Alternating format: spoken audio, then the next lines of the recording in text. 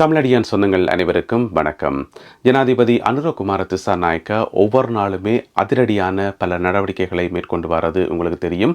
அந்த வகையில் சட்டவிரோதமான ஆயுதங்களை தேடி அளிக்கும் ஆயுத வேட்டையில் இறங்கியிருக்கின்றார் ஜனாதிபதி அனுரகுமார திசாநாயக்க அவர்கள்.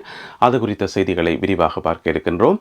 அத்துடன் சர்வதேச நாணய நிதியமாகிய IMF ஜனாதிபதி அனுரகுமார திசாநாயக்க தலைமையிலான அரசாங்கத்துக்கு தன்னுடைய பாராட்டுகளை தெரிவித்திருக்கின்றது. அவர்களுடன் வேலை செய்வது தங்களுக்கு மகிழ்ச்சியாக உள்ளது என தெரிவித்திருக்கின்றது. அது சம்பந்தமான விடயங்களையும் பார்க்க இருக்கின்றோம். அத்துடன் இன்று மிக மிக முக்கியமான ஒரு கேலி சித்திரம் இருக்கிறது. ஒரு சிங்கள ஓவியரால, அதுவும் ஒரு பெண் சிங்கள ஓவியரால இப்படி வரைய முடியுமா என்று சொல்லி நீங்கள் ஆச்சரியப்படுற அளவுக்கு இருக்கும் இந்த கேலி சித்திரம். எனவே இவை எல்லாவற்றையும் தொகுத்து இந்த காணொளியில் பார்க்க போகின்றோம். வாருங்கள் காணொளிக்குள் போவோம். ஜனாதிபதி அனுரகுமார திசாநாயக்க தலைமையிலான புதிய அரசாங்கத்துக்கு IMF தன்னுடைய பாராட்டுக்களை தெரிவித்திருக்கின்றது. அவர்களுடன் இணைந்து வேலை செய்வது தங்களுக்கு திருப்தியாகவும் மகிழ்ச்சியாகவும் இருப்பதாக IMF எனப்படுகின்ற சர்வதேச நாணய நிதியம் குறிப்பிட்டிருக்கின்றது. உங்களுக்கு தெரியும், ஜனாதிபதி அனுரகுமார திசாநாயக்க அவர்கள் பதவியேற்ற பிறகு IMF இப்போ 3வது தடவையாக நிதியுதவி வழங்க போது, போன வெள்ளிக்கிழமை அதுக்கான பேச்சுவார்த்தைகள் எல்லாமே நிறைவடைந்து அந்த கடன் வழங்குகிற அந்த திட்டம் ஃபைனலைஸ் பண்ணப்பட்டிருக்குது. இப்போ IMF-இனுடைய நிறைவேற்று அதிகார சபை அதில் சைன் வைக்கணும். அதில் சைன் வச்சு அதை ஓகே பண்ணால் சரி, காசு உடனடியாக ரிலீஸ் பண்ணப்படும். எவ்வளோண்டு பார்த்தீங்கன்னு சொன்னால் இந்த முறை $333 million American dollars 333 million American dollars இந்த முறை கொடுக்கப்பட போகுது. என்ன விஷயம் என்று சொன்னால், IMF இதுக்கு முதலும் போன ஆட்சி காலங்களெல்லாம் காசு கொடுத்துருக்குது. IMF எப்போவுமே சும்மா காசு கொடுக்காது. அதுக்கு நிறைய நிபந்தனைகள் விதிப்பினம். அதை செய்யணும் இதை செய்யணும்னு சொல்லி கணக்க நிபந்தனைகள் விதிப்பினம். அதை ஒழுங்காக செய்யணுமான்னு சொல்லி கண்காணிப்பினம். உங்களுக்கு ஞாபகம் இருக்கும்னு நினைக்கிறேன், நான் ஒரு 7-8 மாதத்துக்கு முதல் ஒரு வீடியோ போட்டிருந்தேன். நான் ரணில் விக்ரமசிங்க அவர்கள் ஜனாதிபதியாக இருக்கக்குள்ள IMF சில குற்றச்சாட்டுகளை முன் வச்சிருந்தது, குறிப்பிட்ட வேலைகளை செய்யல என்று சொல்லி. என்னென்னு சொன்னால், IMF கொடுக்குற அந்த வேலை திட்டங்களும் அது எப்பப்போ செய்து முடிக்கணும் என்ற விவரங்கள் பொதுமக்கள் பார்க்க முடியும். பொதுமக்களாகிய நீங்கள் பார்க்க முடியும். அதுக்குன்னு சொல்லி ஒரு இணையதளம் இருக்குது. அந்த இணையதளத்தில் போனால் சகல விவரங்களும் இருக்குது. இப்போ கூட IMF என்னென்ன வேலைகள் கொடுத்துருக்குது, அதை எத்தனாம் தேதி கிடையில செய்து முடிக்கணும் என்று சொல்லி நாங்கள் எல்லாருமே பார்க்கலாம் அந்த இணையதளத்தில். எனவே அந்த இணையதளத்தினுடைய படங்கள் எல்லாத்தையும் எடுத்து நான் ஒரு வீடியோ போடுறது. நான் ஒரு 7-8 மாதத்துக்கு முதல் அதில் நிறைய குற்றச்சாட்டுகள் சொல்லப்பட்டிருந்தது. ரணில் விக்ரமசிங்க தலைமையிலான அப்போதைய அரசாங்கம் நிறைய விஷயங்களை செய்து முடிக்கல என்று சொல்லி, நிறைய விடயங்கள் பெண்டிங்கில் இருக்கு என்று சொல்லி, அந்த குறிப்பிட்ட திகதிக்கு முதல் செய்து முடிக்கப்படாமல் அது எக்ஸ்பயர்ட் ஆயிட்டு என்று சொல்லி IMF குற்றச்சாட்டு வச்சிருந்தது. எப்படி இருந்தாலுமே காசு கொடுக்குறாக்கள் அதுக்குரிய நிபந்தனை விதிப்பினம், கண்காணித்து கொண்டிருப்பினோம் நாங்கள் என்ன செய்கிறோம் என்று சொல்லி. எனவே ஒன்றுமே செய்ய முடியாது. அதை கொடுத்த வேலையை செய்து முடிச்சே ஆகணும். அந்த வகையில் ஜனாதிபதி அனுரகுமார திசாநாயக்க அவர்கள் தலைமையிலான இந்த அரசாங்கம் இவர்களுடைய நடவடிக்கைகள், பொருளாதார திட்டங்கள் தங்களுக்கு மகிழ்ச்சிகரமாக இருக்குது, திருப்திகரமாக இருக்கு என்று சொல்லி IMF சொல்லி இருக்குது. எப்போவுமே இந்த வெளிநாட்டு நிறுவனங்களில் இதுதான் பிரச்சனை. தங்களை மாதிரியே பெர்ஃபெக்டாக இருக்கணும்னு சொல்லி எதிர்பார்ப்பினோம். இங்கே வெளிநாடுகளில் எவ்வளவு கட் அண்ட் ரைட்டாக, எவ்வளவு கண்ணுங்கரத்தமாக இருக்கணுமோ, எவ்வளவு லஞ்ச ஊழல் இல்லாமல் இருக்கணுமோ அதே மாதிரி இருக்கணும் என்று சொல்லி எதிர்பார்ப்பினோம். எனவே கடந்த காலங்களில் இருந்த அரசாங்கங்கள் என்ன செய்யறன்னு சொன்னால், IMF பேக்காட்டுறது, ஏமாத்துறது. அதாவது இந்த வேலையை செய்து முடிச்சிட்டேன், அந்த வேலையை செய்து முடிச்சிட்டேன்னு சொல்லி ஒரு பொய்யான டாக்குமெண்ட்ஸ் எல்லாத்தையும் தயாரித்து அதை கொண்டு போயிட்டு கொடுக்குறது. அதை அவங்க நம்ப மாட்டாங்க. அவங்க இவைய சொல்கிற கதையை ஒரு காலத்திலையுமே நம்ப மாட்டாங்க. காசை கொடுக்குறவங்க என்ன செய்வாங்கன்னு சொன்னால், அது IMF இருக்கட்டும், வேர்ல்டு பேங்காக இருக்கட்டும், யாராக இருந்தாலும் பின்னுக்கு ஒரு டீமை வச்சு கண்காணித்து கொண்டிருப்பாங்க. உண்மையிலவே என்ன செய்யணும், அந்த காசை தூக்கி தங்கட பாக்கெட்டுக்கு வைக்கணுமா இல்லையான்றதை கண்காணித்து கொண்டே இருப்பாங்க. எனவே அவங்கள்ட்ட தப்ப முடியாது.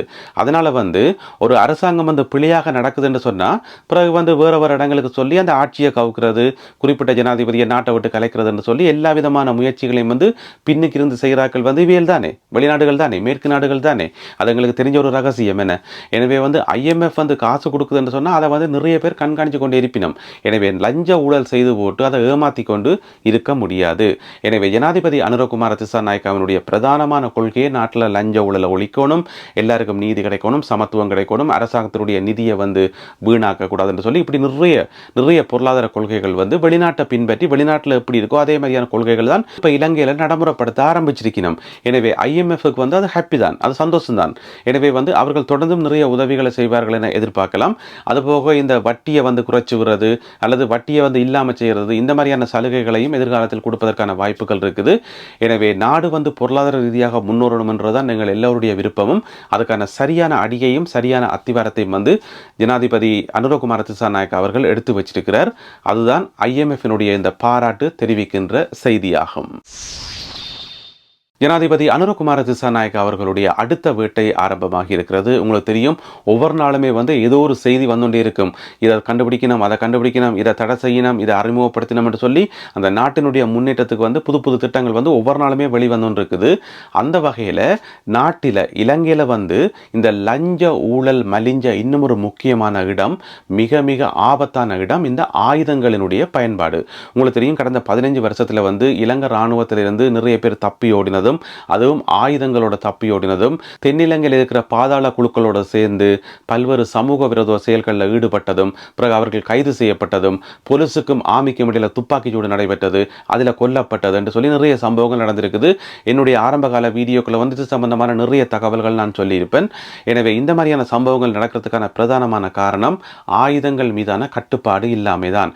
இப்போ வந்து அந்த ஆயுதங்கள் எல்லாத்தையும் தேடி பிடிச்சு அழிக்கிறதுக்கு, கைப்பற்றதுக்கான நடவடிக்கைகளை வந்து இன்றிலிருந்து பாதுகாப்பு அமைச்சு வந்து ஆரம்பிச்சிருக்குது.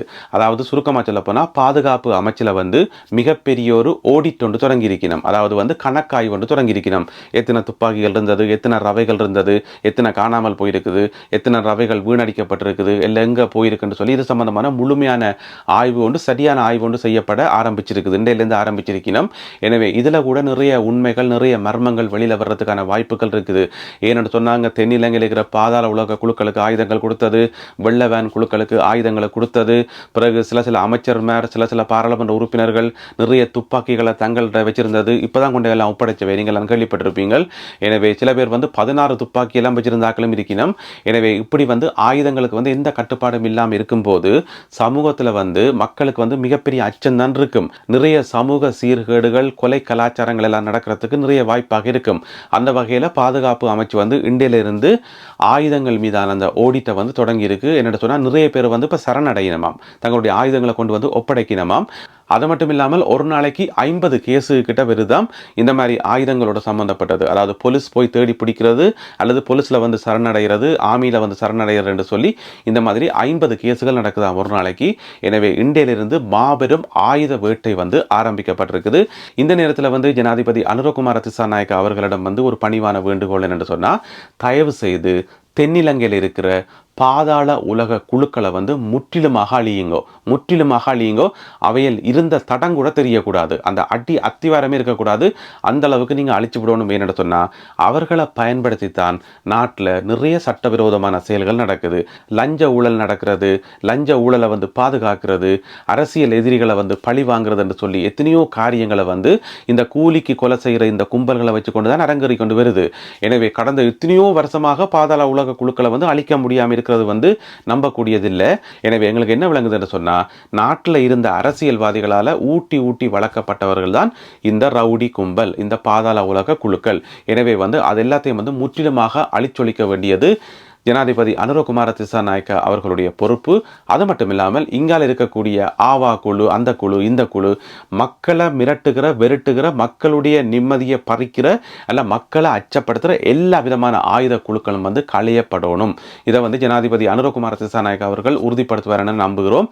எனவே அவர் இன்று ஆரம்பித்திருக்கிற ஆயுத வேட்டையில் இன்னும் பல ரகசியங்கள் வெளியில் வரும் என்பது மட்டும் மறக்க முடியாத உண்மை. அடுத்ததாக இன்றைய கேலிச்சித்திரம் கார்ட்டூன். இந்த கேலிச்சித்திரம் வந்து மிக மிக முக்கியமானது. ஒரு சிங்கள ஓவியரால், அதுவும் ஒரு பெண் ஓவியரால் இது வரையப்பட்டதுன்றது கொஞ்சம் ஆச்சரியமான விஷயமா தான் இருக்குது. பெண் ஓவியர் ஷானிகா அவர்களால் வரையப்பட்ட ஒரு கேலிச்சித்திரம் இது. இதில் பார்த்தீங்கன்னு சொன்னால், தெற்கு வடக்குன்னு சொல்லி 2 பிரிவாக இருக்குது. தெற்கில் பார்த்தீங்கன்னு சொன்னால், ஜேவிபியினுடைய ஸ்தாபகர் ரோஹண விஜயவீர அவர்களுடைய படம் வைக்கப்பட்டு மெழுகுதிரியெல்லாம் கொளுத்தப்படுது. அதில் வந்து எழுதி கிடக்குது செலிப்ரேட்டிங் ஹீரோஸ் என்று சொல்லி, அதாவது வீரர்களை கொண்டாடுவோம் என்று சொல்லி அதில் எழுதி கிடக்குது. இங்கால பார்த்தீங்கன்னு சொன்னால், தலைவற்ற படம் வைக்கப்பட்டிருக்குது. அதிலேயும் வந்து மெழுகுதிரியெல்லாம் கொளுத்தப்பட்டிருக்குது.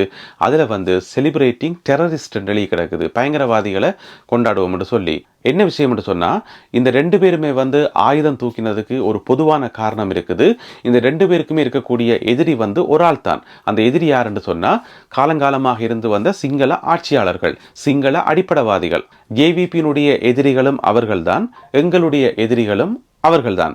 எனவே ஜேவிபி போராடியதும் நாங்கள் போராடினதும் இந்த பொதுவான எதிரிக்கு எதிராத்தான். ஆனா இங்க என்ன நடக்குன்னு சொன்னா, தெற்கில ஆயுதம் தூக்கின ரோகண விஜய வீரவை வந்து ஹீரோன்றாங்க, எங்களுடைய மண்ணில் ஆயுதம் தூக்கின எங்களுடைய தலைவரை வந்து பயங்கரவாதி என்றாங்க. இந்த வித்தியாசம் தான் பிரச்சனை, இந்த வேறுபாடு தான் பிரச்சனை, இந்த புரிந்துணர்வு தான் பிரச்சனை. இதுதான் இனங்களுக்கு இடையிலான முரண்பாட்டுக்கான அடிப்படை காரணம். இதைத்தான் மருத்துவர் அர்ச்சுனா ராமநாதன் அவர்கள் ஊடகங்கள்ல வெளிப்படையா சொல்லி இப்ப 4 நாளா வந்து 10 எரிஞ்சு கொண்டிருக்கிறதுக்கான அடிப்படை காரணம் இதுதான், இந்த வேறுபாடு தான். இதை வந்து ஒரு சிங்கள ஓவியர், அதுவும் பெண் ஓவியர் அழகான முறையில் தன்னுடைய கேலி சித்திரம் ஊடாக இந்த மாபெரும் உண்மையை வந்து எடுத்து காட்டியிருக்கிறார். எனவே இந்த கேலி சித்திரம் வந்து மிக மிக முக்கியமான ஒன்றாக நான் பார்க்கிறேன். இதை பற்றின உங்களுடைய கருத்துக்களை வந்து மறக்காமல் கீழே எழுதுங்கள். அதோட இந்த கேலி சித்திரத்தை வரைந்த ஓவியர் ஷானிகாவினுடைய புகைப்படத்தை நான் போட்டு காட்டலாம்னு நினைக்கிறேன்.